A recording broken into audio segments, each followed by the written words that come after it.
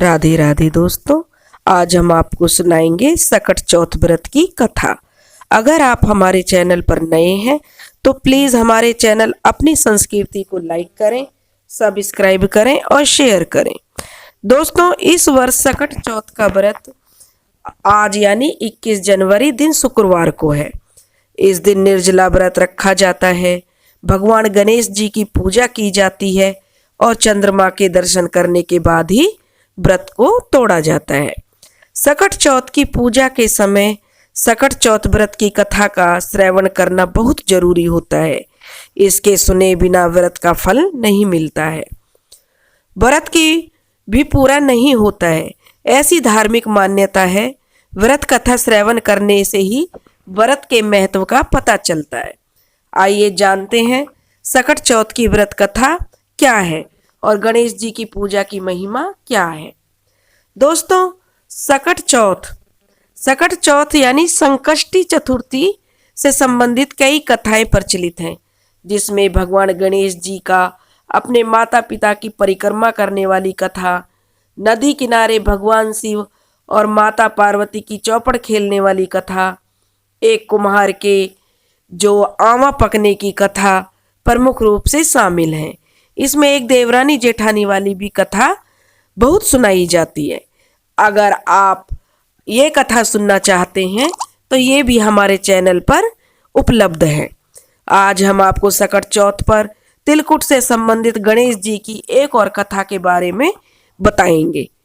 दोस्तों, एक समय की बात है, एक नगर में एक साहूकार अपनी पत्नी के साथ रहता था।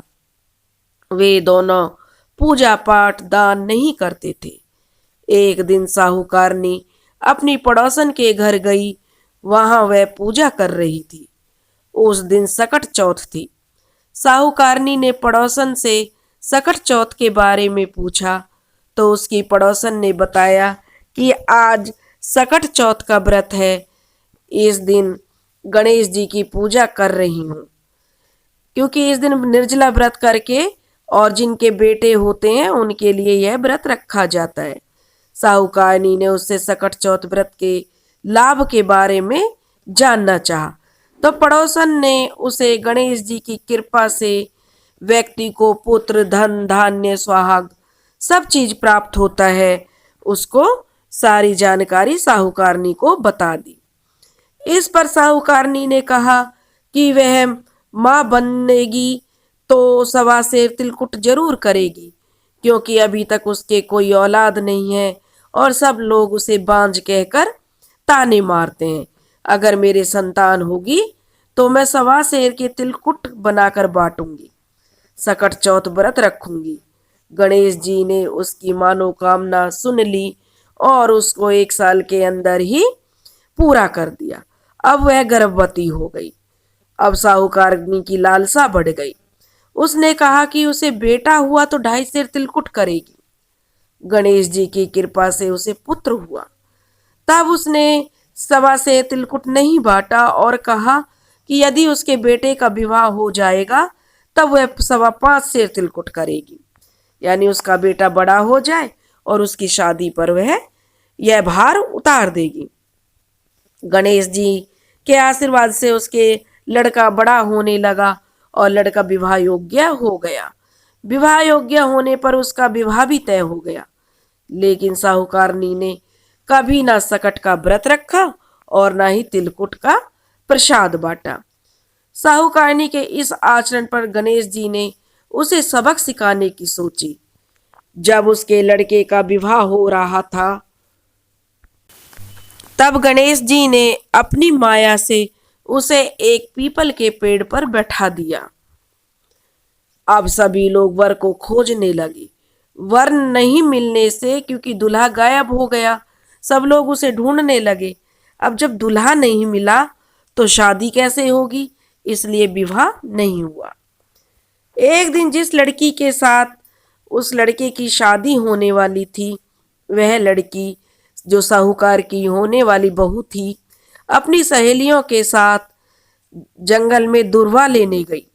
उसी समय पीपल के पेड़ पर बैठे साहूकारनी के बेटे ने आवाज लगाई, ओ मेरी अर्धब्याही, यह सुनकर सभी युवतियां डर गईं और भागकर घर आ गईं। उस युवती ने भी अपनी सारी घटना अपनी माँ को बताई। तब वे उसे उस पेड़ के पास लेकर पहुंची। युवती की माँ ने देखा कि उस पर तो उसका होने वाला दामाद बैठा है। ने उससे यहाँ बैठने की माँ की सारी गलती बताई और कि उसने करने और सकट का व्रत रखने का जो वचन दिया था, लेकिन उसे पूरा नहीं किया।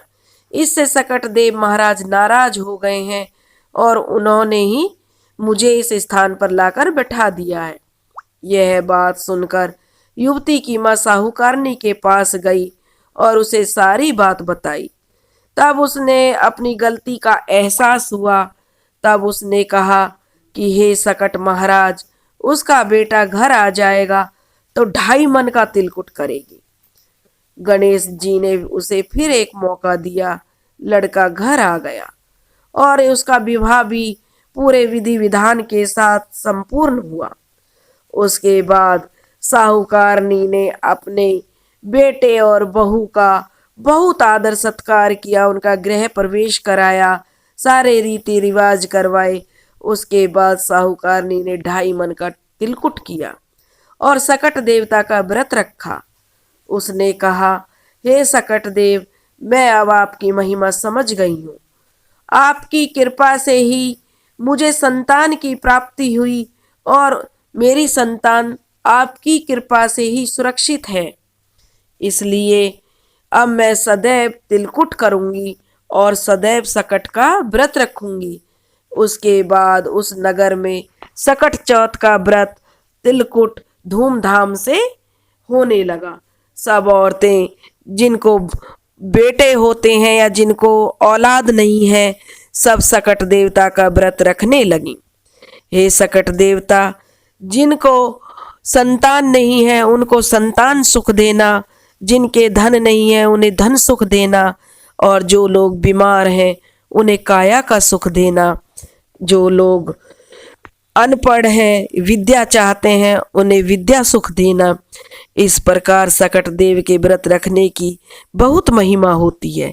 गणेश जी महाराज, जैसे आपने साहूकारनी की मनोकामना पूरी करी, ऐसे ही जो यह कथा सुन रहे हैं और जो यह कथा कह रहे हैं, उनकी सभी मनोकामना पूरी करना। बोलो सकट देव की जय। बोलो गणपति महाराज की जय।